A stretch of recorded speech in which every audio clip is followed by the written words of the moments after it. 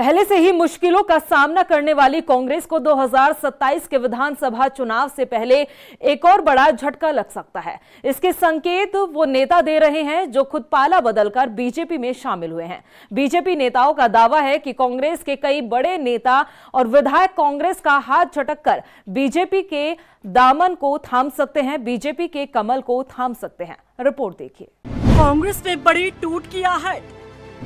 BJP नेताओं का दावा, कांग्रेस का हाथ होगा और कमजोर।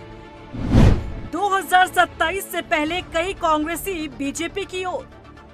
क्या उत्तराखंड कांग्रेस को और बड़ा झटका लगने वाला है? क्या कांग्रेस का हाथ और कमजोर होने वाला है? क्या कांग्रेस की सियासी जमीन और सिमटने वाली है? ये सभी सवाल इन दिनों सियासी गलियारों में घूमते दिख रहे हैं, क्योंकि बीजेपी नेता एक के बाद एक बड़े दावे कर रहे हैं। कुछ समय पहले कांग्रेस का हाथ छोड़कर बीजेपी में शामिल होने वाले नेता दावा कर रहे हैं कि जल्द कांग्रेस के कई नेता बीजेपी में शामिल हो सकते हैं। बीजेपी नेता दिनेश अग्रवाल ने उत्तराखंड कांग्रेस में बड़ी टूट का संकेत दिया है। बहुत बड़ा डिवीजन होगा। कांग्रेस के कई कद्दावर लोग जो है वो विमुख होंगे, और जिसमें बहुत बड़ी संख्या में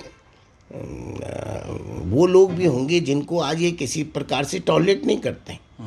मैं किसी का नाम लेके इस समय इंगित नहीं करना चाहता, क्योंकि हो सकता है उसकी आज परिस्थिति कुछ और हो, कल कुछ और हो, लेकिन जो मेरा अनुभव है कांग्रेस का, उसके आधार पर मैं कह रहा हूँ कि बहुत बड़ा डिवीजन होगा, और आप देखिएगा कि भविष्य में ये बात सत्य साबित होगी। दिनेश अग्रवाल के इस बयान पर कांग्रेस प्रदेश अध्यक्ष करण माहरा ने नसीहत दे डाली है।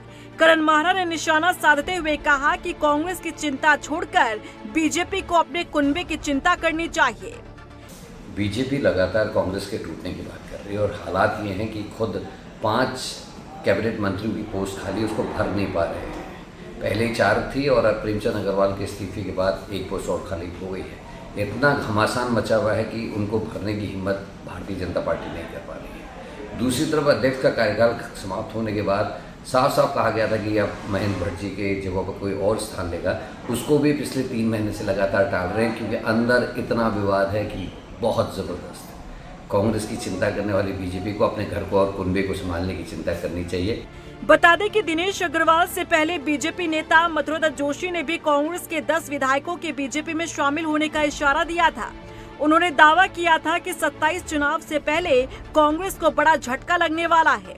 हालांकि कांग्रेस इन बयानों को सीरियस लेती दिख नहीं रही, लेकिन बीजेपी नेताओं के बयानों पर यदि गौर किया जाए और यदि इन बयानों में सच्चाई है, तो निश्चित ही कांग्रेस को बड़ी मुश्किलों का सामना करना पड़ सकता है, क्योंकि पहले से ही कांग्रेस अपनी सियासी जमीन बचाने की जुगत में जुटी है।